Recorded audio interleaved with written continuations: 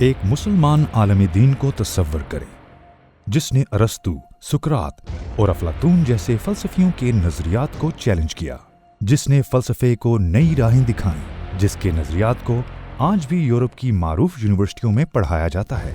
ایک عظیم انسان جس نے تاریخ رقم کی، حجت الاسلام ابو حامد محمد الغزالی۔ آپ کیا سوچیں گے اگر میں آپ کو یہ بتاؤں کہ اس عظیم عالم دین نے جو اتنا وسیع علم حاصل کیا، اس کا سبب انہیں لوٹنے والے ایک ڈاکو کا تھا۔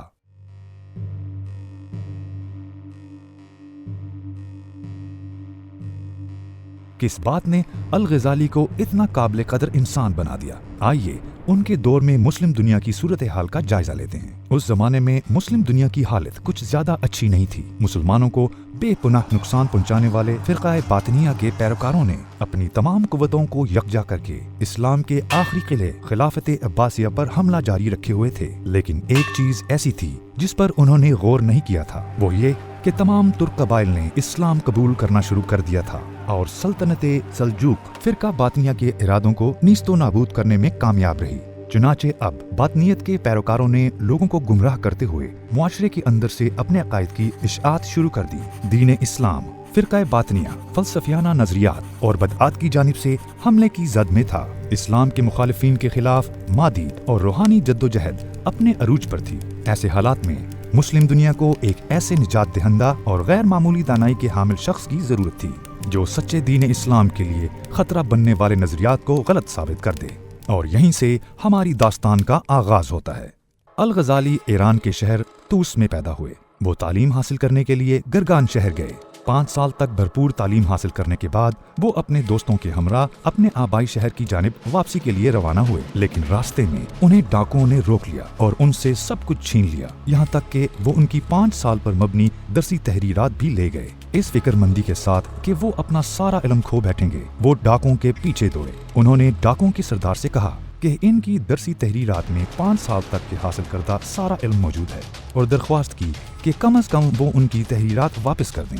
ڈاکوؤں کے سرغنہ نے انجانے میں الغزالی سے یہ کہا جو ان کی زندگی میں ایک اہم موڑ ثابت ہو سکتا ہے: تم کہتے ہو کہ تم ایک عالم ہو، لیکن اگر میں تمہاری تحریرات تم سے چھین لیتا ہوں تو تمہارا سارا علم ختم ہو جاتا ہے۔ اس علم کو اپنے دل میں محفوظ کرنے کے بجائے تم اسے کاغذ پر لکھا چھوڑ دیتے ہو۔ اس کے بعد اس نے ان کی تحریرات واپس کر دیں۔ ایک ڈاکو کی زبان سے ایسے الفاظ کی توقع بھلا کون کر سکتا ہے؟ لیکن الغزالی نے بات کہنے والے کو نہیں بلکہ کہی گئی بات کو دیکھا اور ان الفاظ کو اللہ کی طرف سے ایک وارننگ سمجھا۔ 3 سال کے عرصے میں انہوں نے اپنی تمام تحریرات زبانی یاد کر لیں۔ اب نصابی کتابوں اور درسی تحریرات پر ان کا انحصار ختم ہو چکا تھا۔ اب وہ مزید علم حاصل کرنا چاہتے تھے، لہٰذا انہوں نے نیشاپور کا سفر کیا۔ پھر انہوں نے اپنے وقت کے علم الکلام کے معروف ترین عالم امام الحرمین الجیونی سے علم حاصل کیا۔ بھرپور تعلیم کے ساتھ ساتھ انہوں نے شافعی فقہ، عقیدہ، منطق اور حکمت و فلسفے کا مطالعہ کیا اور ان تمام شعبوں میں بھرپور علم حاصل کیا۔ ان کا یہ علمی سفر اشارہ کر رہا تھا کہ وہ ایک دن مسلمانوں کے ہیرو بن جائیں گے۔ ان کے استاد نے انہیں خراج تحسین پیش کرتے ہوئے کہا تھا، الغزالی ایک گہرا سمندر ہے۔ اسلامی فقہ پر المنخول نامی کتاب لکھنے کے بعد ان کے استاد نے ان الفاظ میں ان کی تعریف کی تھی: تم نے تو اپنے کارنامے سے مجھے زندگی میں دفنا دیا، میری وفات تک ہی ٹھہر جاتے۔ الغزالی انتہا درجے کی ذہانت اور یادداشت کے مالک تھے۔ ایک عظیم سیاستدان نظام الملک نے الغزالی کے علم اور ذہانت کا اندازہ لگا لیا۔ انہوں نے سوچا کہ الغزالی ہی وہ شخص ہیں جو سنی اسلام کا دفاع اور تحریک باطنیت کے ان نظریات کا خاتمہ کر سکتے ہیں جو اسلامی دنیا کے لیے شدید خطرہ بن چکے تھے۔ چونکہ باطنیت کے پیروکاروں نے مسلح افواج سے شکست نہیں کھائی تھی، لہٰذا ان کے خاتمے کے لیے ان کے فلسفے کا خاتمہ ضروری تھا۔ اس دور میں باطنیت کے پیروکار اپنے سربراہ حسن بن صباح کے ساتھ مل کر اسلامی دنیا میں خون کا بازار گرم کر رہے تھے۔ وہ کم علم مسلمانوں کو دھوکہ دے کر انہیں بطور قاتل استعمال کر رہے تھے، جب وہ اپنے طریقوں سے اعلیٰ منصب کے حامل اپنے دشمن کا قتل عام کر رہے تھے۔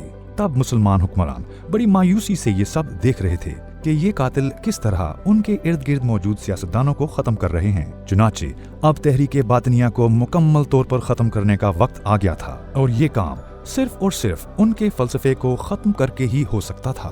نظام الملک نے اس مقصد کے لیے الغزالی کو بغداد بلایا۔ بغداد اس زمانے میں دنیا کے سب سے زیادہ آبادی رکھنے والے شہروں میں سے ایک تھا۔ उसका शुमार सफ़े अव्वल के साइंसी शहरों में भी होता था। यहाँ अल-गज़ाली को मदरसा निज़ामिया में मदरसे आला के तौर पर मुकर्रर किया गया, जिसे उस जमाने में आला तालीम के अव्वलीन अदारों में से एक समझा जाता था। आज के जमाने के हिसाब से उन्हें यूनिवर्सिटी का सदर मुकर्रर किया गया था। यहाँ अल-गज़ाली कमोबेश 300 तलबा को पढ़ा रहे थे। उन्होंने यूनानी जुबान भी सीखी, फलसफे पर तहकीकी जायजों का एहतमाम भी किया और फिरका बातिनिया की नजरियाती बुनियाद का जायजा शुरू कर दिया। अपने तवील तहकीकी जायजों के दौरान उन्होंने मुशाहिदा किया कि अरस्तु, सुकरात और अफलातून जैसे फलसफियों के नजरियात में खामियां मौजूद थीं। उन्होंने ये भी मुशाहिदा किया कि ऐसे फलसफी भी मौजूद हैं जो दीन इस्लाम में बिगाड़ पैदा करने के लिए यूनानी फलसफे को इस्तेमाल कर रहे थे। इस बात की गवाही मिल जाने के बाद कि किस तरह लोग इस्लाम की सदाकत को मस्क करने की कोशिश कर रहे हैं, वो इसके तहफ़्फ़ुज़ के लिए आगे बढ़े। उन्होंने ये भी महसूस किया कि फ़लसफ़े और मंतक से अपने नज़रियात को नाफिज करने वाले बातनियत के पैरोकार लोगों के दिलों में उनके अक़ीदे से मुतल्लिक शकूक व शुबहात पैदा कर रहे थे। अगर आप ये पूछें कि अल-गज़ाली ने तन्हा इस सूरत का कैसे मुकाबला किया, तो दर हकीकत यही वो कारनामा है जिसने उन्हें इमाम गज़ाली बना दिया।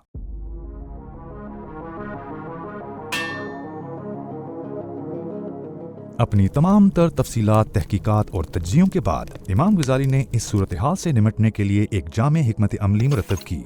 उन्होंने मकसद अल फ़लसफ़ा, फ़लसफ़ियों के मकसद नामी एक किताब लिखी, जिसमें उन्होंने फ़लसफ़े के मकसद की वजाहत की और उन्होंने इसकी तारीफ भी की।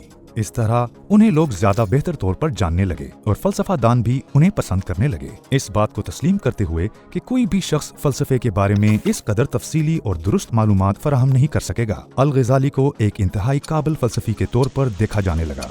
ठीक उसी वक्त पर उन्होंने वो काम किया जिसकी किसी को भी तवक्का न थी। उन्होंने तहाफ़त अल फ़लसफ़ा, फ़लसफ़ियों की कम अकली नामी किताब लिख डाली।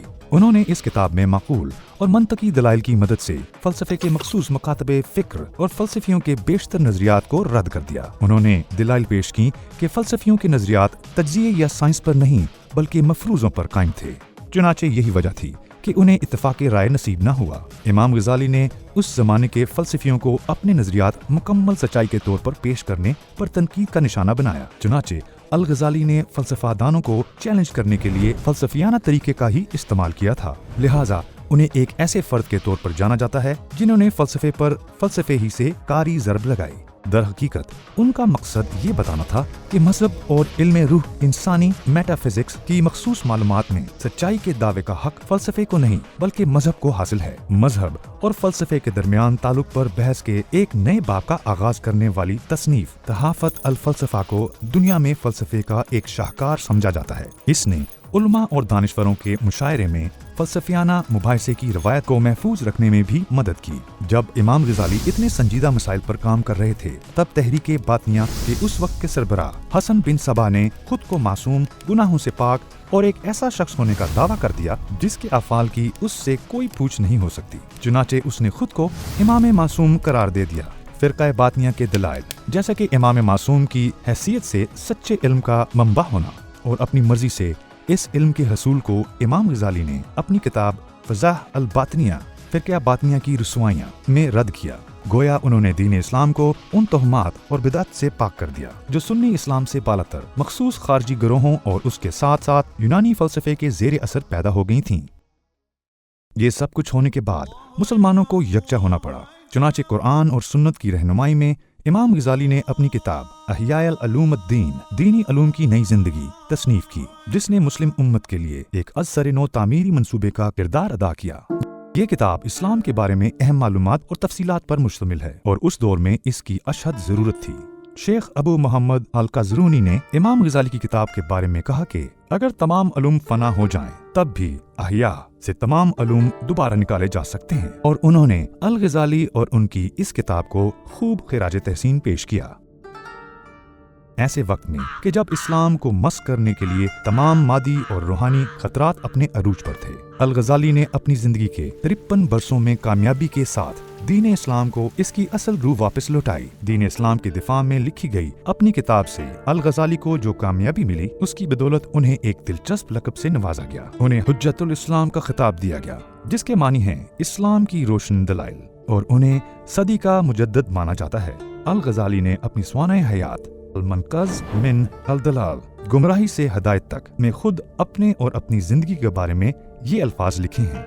अपनी जवानी से लेकर आज तक, जब मेरी उम्र 50 साल से ज्यादा हो चुकी है, मैं कभी भी इन वसी समंदरों में गोता लगाने से नहीं घबराता। मैं ठाठे मारते हुए समंदर में एक बुज़दिल की तरह नहीं, बल्कि एक बहादुर इंसान की तरह गोता जन हुआ हूँ। मैं अपने सामने आने वाले हर मसाइल से जमा मर्दी के साथ लड़ा हूँ। मैंने बिला झिझक हर चैलेंज को कबूल किया है। मैं हर फिरके और मसाले के अकायद और नजरियात का मुताला कर रहा था और मैं हर दीनी हुक्म की तफसीलात दरियाफ्त करने की कोशिश कर रहा था। इसका नतीजा ये निकला कि अपने बचपन के खेल कूद के जमाने से ही मैं अंधी तकलीद से आजाद था और कभी उन अकायद में झगड़ा हुआ नहीं रहा जो अपने आबाओ अजदाद से मिले हों। अब हम समझ सकते हैं कि वो इतने अजीम आलम दीन कैसे बने, है ना? जब इस्लाम के दुश्मन ने कुरान के असूलों को मिटाने के लिए आपस में इत्तेहाद किया तो वो तन्हा होने के बावजूद बिला खौफ व खतर मैदान में आए और हमें बहादुरी का सबक दिया। 20वां साल था कि जब आप निफ सदी पर मुहीत अपनी जिंदगी गुजार कर इस जहान फानी से कूच कर गए। रात का आखिरी पहर करीबे सहर उन्होंने कुरान की तलावत करते हुए गुजारा। फिर वुजू और नमाज के बाद इमाम गजाली बैठे और अपना कफन मंगवाया। उन्होंने कफन को बोसा लिया और उसे चेहरे पर लगाकर कहा, ऐ मेरे रब, मेरे मालिक, तेरा हुक्म मेरे लिए रहमत है। फिर वो अपने हुजरे में दाखिल हुए। जब वो कुछ देर तक अपने हुजरे से बाहर न आए तो लोग उनके हुजरे में गए और देखा कि उन्होंने कफन पहना हुआ है, रुख किबले की तरफ है और उनके सर के पास पड़े कागज पर एक नज़म लिखी हुई है जिसका मफहूम ये है, मेरी वफात पर रोने वाले दोस्तों से कह दो, मेरे गमज़दा मुसलमान भाइयों बहनों से कह दो, ये ना समझें कि मैं हकीकत में मर चुका हूँ। बाखुदा ये मौत नहीं, इसे मौत ना कहें। मैं एक परिंदा हूँ और मेरा जिस्म मेरा कफ्स पिंजरा, मैं तो बस इस पिंजरे से उड़ा हूँ और जिस्म बाकी रह गया है। आज सुबह तक मैं तुम्हारे दरमियान एक मुर्दा था, फिर कुछ देर के लिए जी उठा और कफन पहन लिया। यह न समझो कि मौत हमेशा के लिए है, बल्कि जान लो कि यही तो जिंदगी है, मन चाही जिंदगी। ये न समझो कि मौत तशद्दुद और जुल्म का नाम है। ये तो बस एक घर से दूसरे घर की जानिब मुंतकली है। अपनी जरूरत का सामान ले लो और सफर के लिए तैयार हो जाओ। अगर तुम अक्लमंद हो तो किसी और काम में मशगूल ना हो, मेरे लिए रहमत की दुआ करो ताकि तुम पर भी रहमत हो। हम तो चले ये जानकर कि अगली बारी तुम्हारी है। अल्लाह तुम पर अपनी रहमतें नाजिल करे। मेरे इन आखिरी अल्फाज का सलाम ले लो। अल्लाह तुम सब की हिफाजत करे। इसके बाद कहने को क्या रह गया।